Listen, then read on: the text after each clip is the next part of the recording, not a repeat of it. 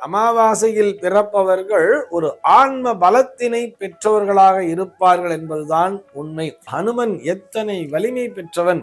உடல் பலம் மட்டுமல்ல, மனோபலம் மட்டுமல்ல, புத்திர் பலமும் இணைய பெற்றவர் தானே அந்த ஆஞ்சநேய சுவாமி. இத்தனை பலங்களையும் அவர் பெற்றிருக்கிறார் என்று சொன்னால், நாம் அந்த அமாவாசையில் பிறந்தவர்களை ஏன் தவறாக சித்தரிக்க வேண்டும்? இன்னைக்கு நம்ம என்ன பார்க்க போறோம் சொல்லி பார்த்தோம்னா, ஒரு நேயரினுடைய கேள்விக்கான விடையைத்தான் பார்க்க போகிறோம். அந்த நேயர் என்ன கேட்டிருக்காரு அப்படின்னு சொல்லி பார்த்தோம்னா, அமாவாசையில் பிறப்பவர்களை எதிர்மறையாக சித்தரிக்கிறார்களே, இது பற்றி என்ன நினைக்கிறீர்கள் என்று அவர் அடியேனை கேள்வி கேட்டிருக்கிறார். இது பற்றி அடியேன் என்ன நினைக்கிறேன் என்று சொன்னால், இது முற்றிலும் தவறான கருத்து. அமாவாசையில் பிறப்பவர்களை சர்வ நிச்சயமாக எதிர்மறையாக சித்தரிக்க கூடாது. இதுபோக அமாவாசையில் பிறப்பவர்கள் ஒரு ஆன்ம பலத்தினை பெற்றவர்களாக இருப்பார்கள் என்பதுதான் உண்மை. இதுக்கு என்ன ஆதாரம் அப்படின்னு சொல்லி பார்த்தோம்னா, நம்ம அந்த ஆஞ்சநேய சுவாமியை உதாரணமாக எடுத்துக்கொள்ளலாம். ஆஞ்சநேய சுவாமியினுடைய பிறப்பு ஹனுமத் ஜெயந்தி என்பது எப்பொழுது கொண்டாடப்படுகிறது? மார்கழி மாதத்திலே வரக்கூடிய அந்த அமாவாசை நாளில் தானே.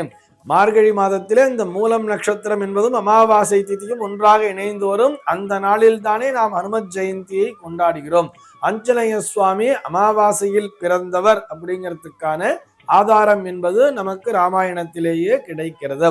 அப்போ ஹனுமன் எத்தனை வலிமை பெற்றவன்!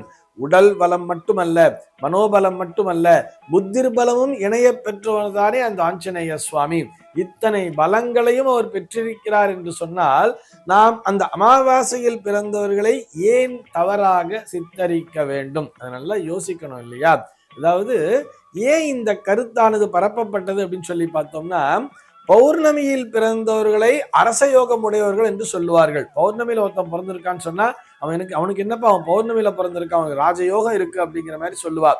ஏன்னு சொன்னா, அவர்களுக்கு எல்லாமே சுகமாகவே கிடைத்து விடும் அப்படிங்கிற மாதிரி ஒரு கருத்தானது இருக்கிறது. ஏன்னா அது முழுமையான வளர்பிறை சந்திரன் முழுமையடைந்திருக்கிறார்.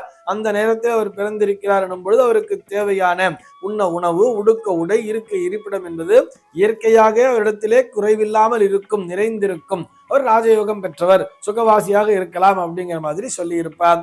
அதற்கு நேர் எதிர்மறையாக இந்த அமாவாசை அப்படிங்கிறது நோ மூன் டே இல்லையா, அது சுத்தமாக நிலாவு இல்லாத நாள் அப்படின்னு வரும் பொழுது அந்த நாளிலே பிறப்பவர்கள் ஏழ்மையிலே இருப்பார்கள் அப்படிங்கிற மாதிரி இவர்களாக ஒரு கருத்தினை மனதிலே புரிந்து வைத்திருக்கிறார்கள்.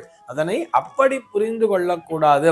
பௌர்ணமியிலே பிறந்தவர்கள் சுகவாசியாக இருப்பார்கள் எனும் பொழுது, அமாவாசையிலே பிறந்தவர்கள் கடுமையான உழைப்பாளிகளாக இருப்பார்கள், கடுமையாக உழைத்து முன்னேறக்கூடியவர்களாக இருப்பார்கள்.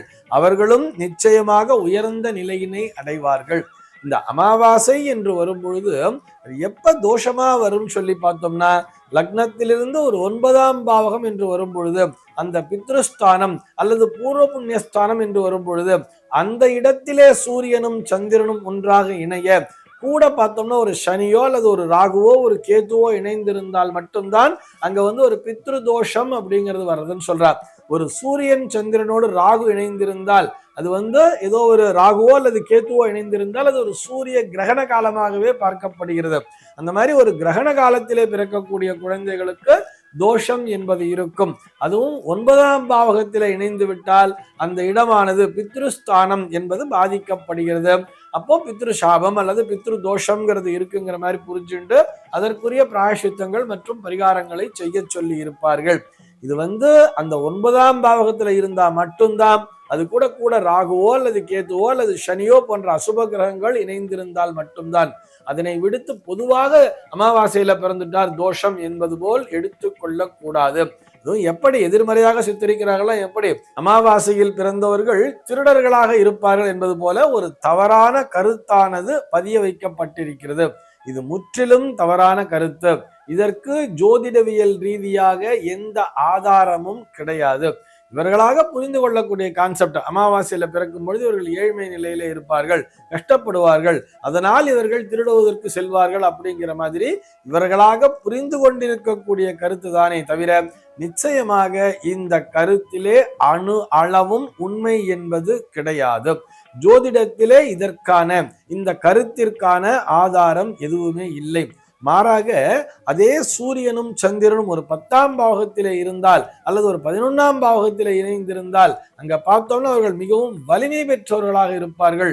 ஒரு 3ஆம் இடத்திலே சூரியனும் சந்திரனும் அமைய மிகவும் தோல் வலிமை பெற்றவர்களாக இருப்பார்கள். அமாவாசையில் பிறந்தவர்களை பார்த்தோம்னா ஒரு உடல் பலம் பெற்றவர்களாக இருப்பார்கள். நம்ம அதுக்குத்தான் ஆஞ்சநேய சுவாமி உதாரணமா சொன்னோம். ஆஞ்சநேய சுவாமி பார்த்தோம்னா உடல் வலிமை எப்படி இருக்கும்? பொதுவா நம்ம இந்த ஜிம்ல பிராக்டிஸ் பண்ணுவா தெரியுமா, பாடி பில்டர்ஸ் சொல்லுவா. அந்த பாடி பில்டர்ஸ் எல்லாம் பார்த்தோம்னா பொதுவாகவே அவர்கள் அந்த சூரியன் சந்திரனுடைய இணைவினை பெற்றவர்களாக இருப்பார்கள். அதாவது அமாவாசை நாளிலே பிறந்தவர்களாக இருப்பார்கள். ஏன்னு சொன்னா அவர்களுக்கு அந்த உடல் பலம் என்பது கிடைக்கிறது. அந்த உடல் பலத்தோடு இணைந்து அவர்கள் முறையாக அந்த பிராக்டிஸ் பண்ண ஆன்ம பலமும் இணைந்து கிடைத்து விடுகிறது.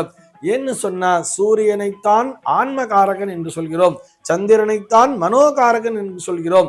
இந்த ஆன்மாவும் மனதும் சார் ஆன்மா வேறையா மனம் வேறையான்னு சொன்னா நிச்சயமாக வேறுதான். நம்ம இது சாதாரண மனிதர்கள் புரிந்து கொள்ள வேண்டும் என்று சொன்னால் உள் மனது மற்றும் வெளி மனது அப்படிங்கிற மாதிரி கூட பிரிச்சு பார்க்கலாம்.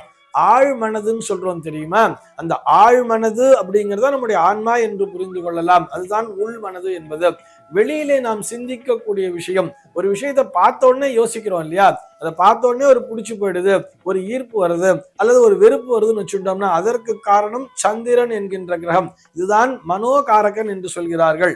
இப்படி இந்த ஆன்மகாரகன் சூரியனும் இந்த மனோகாரகன் சந்திரனும் இருவரும் ஒரே பாகையிலே இணைந்து ஒரே இடத்திலே அமர்ந்திருக்கின்ற அந்த நேரம்தான் அமாவாசையினுடைய மிக உச்ச நேரமாக பார்க்கப்படுகிறது. அந்த அமாவாசை நேரத்திலே பிறந்தவர்களுடைய ஆன்மாவும் சரி மனமும் சரி ஒரே நேர்கோட்டிலே பயணிக்கும்.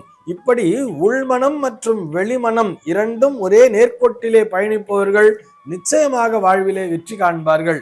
ஆக அமாவாசையில் பிறந்தவர்களை தவறாக சித்தரிப்பது என்பது ஏற்றுக்கொள்ள இயலாது.